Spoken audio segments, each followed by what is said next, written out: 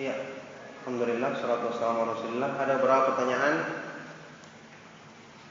Aku pernah dinasihati dengan seorang ustaz bahwa kalau kamu beribadah janganlah kamu mengharapkan surganya Allah karena kamu terlalu egois kalau demikian, melainkan berharaplah keridhaan Allah, karena kalau Allah ridha maka Allah memberikan yang paling terbaik untukmu.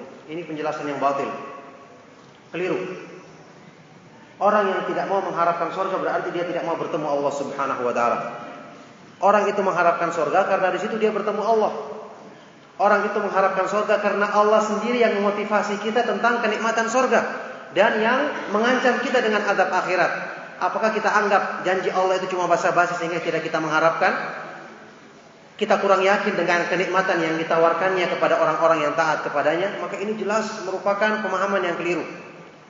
Kita mengharapkan surga karena di surga itu kita bertemu Allah Subhanahu wa taala. Dan kenikmatan tertinggi di surga adalah memandang wajah Allah Subhanahu wa taala. Subhanallah, siapa yang ingin mengharamkan dirinya dari kebaikan tersebut dengan mengatakan kita beramal tidak perlu mengharapkan surga. Jadi sekali lagi ini merupakan pemahaman yang keliru dan menunjukkan ketidakyakinan terhadap janji Allah Subhanahu wa taala dan lancang terhadap ancaman Allah Subhanahu wa taala yang mengancam dalam banyak ayat-ayat Al-Qur'an tentang adab neraka yang demikian dahsyatnya. Maksud ucapan Ibnu Qayyim, orang yang paling capek adalah orang yang paling berbahagia. Maksudnya orang yang paling bersungguh-sungguh di jalan Allah, dialah yang paling mendapatkan kesempurnaan. Maksudnya capek di sini adalah orang yang paling bersungguh-sungguh dalam menyempurnakan kebaikan-kebaikan dalam dirinya, menundukkan hawa nafsunya karena itu butuh kecapean. Dialah yang paling mendapatkan kebahagiaan. Jadi itu makna daripada sabda Nabi SAW, huffatil jannatu bil makarih wa huffatil an-naru bisyahwat. Surga itu dilingkupi dengan hal-hal yang dibenci oleh nafsu. Sehingga untuk meraih surga, kenikmatan itu awalnya harus berpayah-payah dulu. Dalam artian berjuang menundukkan hawa nafsu. Setelah itu setelah menundukkan hawa nafsu barulah kita akan rasakan keimanan. Berkali-kali saya bahas bahwasanya untuk bisa meraih kebaikan-kebaikan itu harus dengan menundukkan hawa nafsu, karena hawa nafsu itu adalah penghalang bagi manusia untuk meraih keridhaan Allah Subhanahu wa taala. Kebanyakan kita sebagai kaum muslimin belum sama sekali merasakan yang namanya ringan melaksanakan perintah Allah. Apakah ini termasuk kita belum mengenal Allah dan sifat-sifatnya? Bagaimana dengan orang yang sudah bertauhid? Bertauhid, kalau tidak mengenal Allah Subhanahu wa taala, bagaimana dikatakan dia bisa bertauhid? Tauhid itu adalah timbul dari dia mengenal Allah dari dalam hatinya. Kalau dia cuma sekedar menetapkan tauhid dalam pikirannya atau secara teori, tapi belum bisa dia rasakan nikmat ketika beribadah, sudah kita bahas tadi, ibadah itu adalah ma yajma'u kamalal hubbi ma'a kamalil dzul, yang menghimpun kesempurnaan cinta dan kesempurnaan ketundukan kepada Allah Subhanahu wa taala. Jadi kalau tidak disertai dengan cinta, merasakan cinta atau mengenal kebaikan zat yang kita sembah, maka ini adalah tauhid yang tidak sempurna, yang semoga Allah Subhanahu wa taala membimbing kita untuk menyempurnakan tauhid kita kepadanya.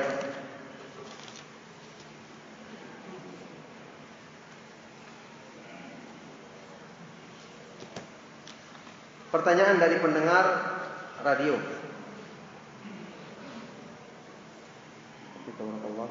Bahwa ahlul bid'ah mengklaim diri mereka ahlus sunnah wal jamaah dan mengatakan mereka memiliki imam sendiri.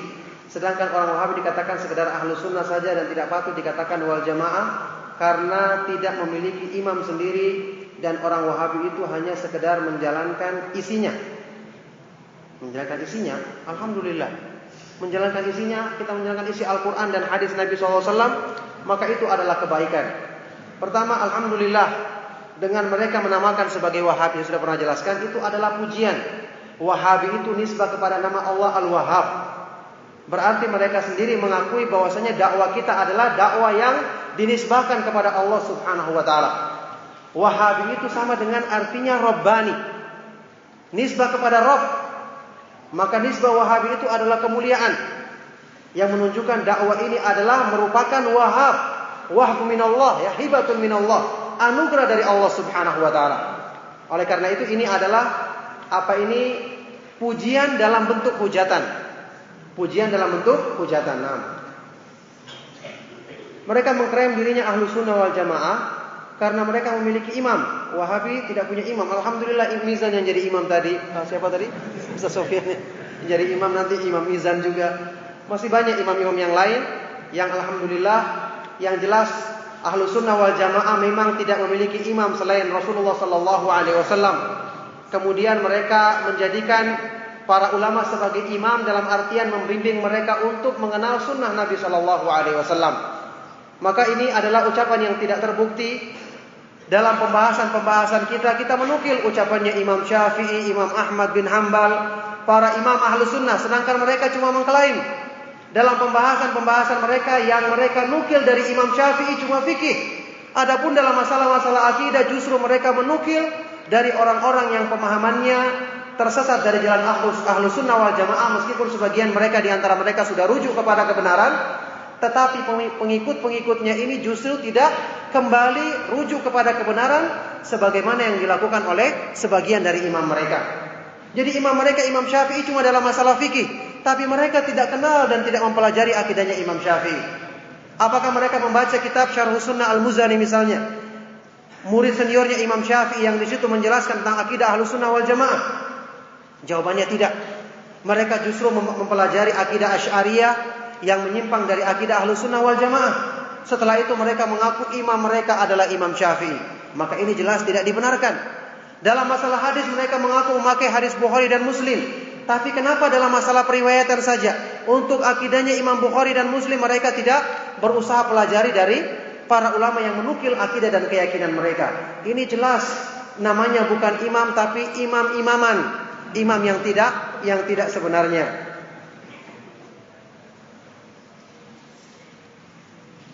Ada yang mengatakan bahwa Imam Ibnu Taimiyah membolehkan maulid. Benar demikian. Ini tidak benar. Dan perlu dilihat dari mana dia menukil ucapan seperti ini.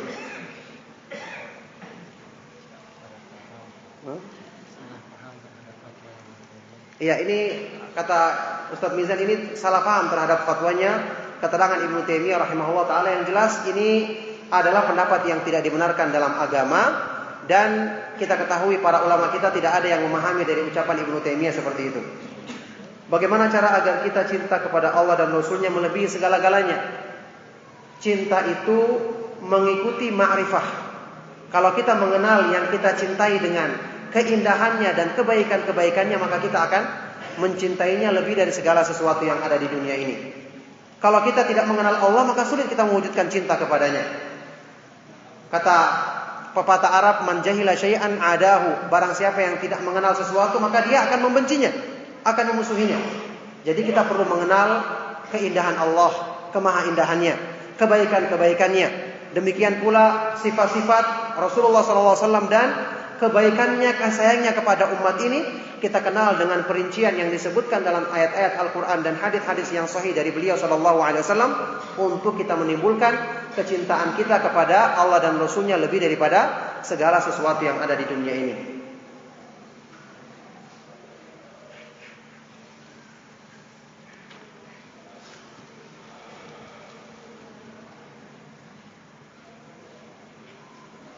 Seperti yang dijelaskan tadi, hatinya lebih mendahului amalannya. Apakah ini menunjukkan amalan hati lebih utama daripada amalan anggota badan? Jelas lebih utama. Dua-duanya dibutuhkan, tetapi amalan hati itu lebih utama. Dan takwa yang hakiki adalah takwa yang terdapat dalam hati, sebagaimana firman Allah Subhanahu wa taala, "Dzalika wa may yu'azzim sya'airallahi fa innaha min taqwal qulub." Yang demikian itu, maka barang siapa yang mengagungkan syiar-syiar Allah, maka itu adalah merupakan ketakwaan yang timbul dalam hati manusia. Jadi amalan hati itu lebih utama karena membuat orang-orang yang memperbaikinya bisa meraih kedudukan-kedudukan yang belum bisa dikerjakan oleh anggota badannya. Sebagaimana hadis lain riwayat Imam Muslim, Rasulullah SAW bersabda, "Man sa'alallaha ta'ala syahadata bisirkin, ballagahu Allahu manazila syuhada'i wa in mata ala firasyih." Barang siapa yang jujur dan sungguh-sungguh meminta derajat mati syahid kepada Allah Subhanahu wa taala, maka Allah Subhanahu wa taala akan memudahkannya mencapai kedudukan tersebut meskipun dia meninggal dunia di atas tempat tidurnya. Bagaimana caranya kita bisa selalu istiqamah dalam beribadah kepada Allah agar kami selalu mengingat akhirat dan berikan kami cara mengatasi sekutu dalam diri kami dan kami susah menangis untuk mengingat Allah. Ini semua pembahasannya kepada hal-hal yang berhubungan dengan keimanan dan sudah diulang-ulang jawabannya dalam kajian-kajian kita, maka tinggal di murojaah.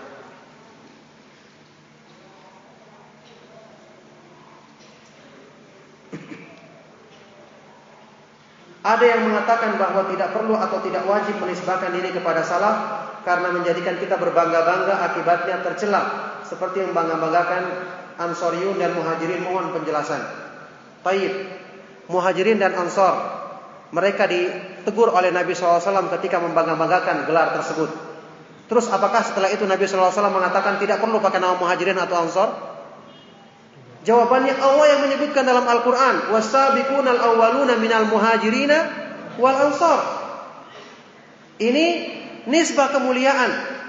Kita menisbahkan diri kepada manhaj salaf, alhamdulillah, bukan untuk berbangga-bangga, tetapi menisbahkan diri kepada kebaikan yang menunjukkan kita cinta kepada para ulama salaf dan bertekad untuk mengikuti petunjuk mereka. Dan para ulama membolehkannya. Imam Az-Zahabi mensifati Ad-Daraqutni dengan mengatakan wa kana salafiyan. Beliau adalah seorang salafi, pengikut manhaj salaf. Demikian pula para ulama Syekh bin Baz, Syekh Al-Albani dan yang lainnya. Bahkan kita kenal bersama ucapannya Ibnu Taimiyah yang terkenal yang mengatakan la aiba ala man adhara madhhab as-salafi wa antasaba ilaihi wa ataza ilaihi bal yajibu qabulu dzalika minhu bil ittifaq fa inna madhhab as-salafi la yakunu illa haqqan. Tidak ada celaan bagi orang yang menisbahkan diri kepada manhaj salaf dan menggolongkan diri kepadanya. Bahkan wajib untuk diterima penisbatan diri tersebut karena tidak ada yang ada pada manhaj salaf kecuali kebenaran.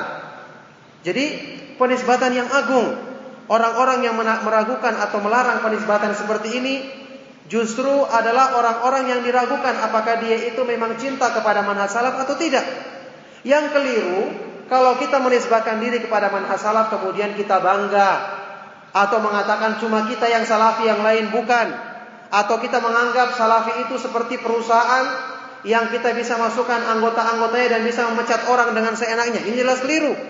Tapi kalau kita menisbahkan diri dan kita ajak orang untuk mengikutinya, kita katakan siapa saja yang mengikutinya maka dia insya Allah saudara kita. Maka ini adalah penisbatan yang benar, yang semoga Allah Subhanahu wa taala membimbing kita untuk menjadi seorang salafi yang sejati dan meraih dan bisa mengikuti petunjuk para ulama salaf dengan benar.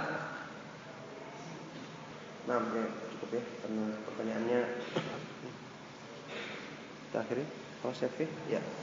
Sallallahu wasallam wa baraka ala nabiyina Muhammadin wa ala alihi wa ashabihi wa man tabi'ahum bi ihsan ila yaumil wa akhir da'wana alhamdulillahi rabbil alamin. Subhanakallahumma wa bihamdika asyhadu an la ilaha illa anta astaghfiruka wa atubu ilaik.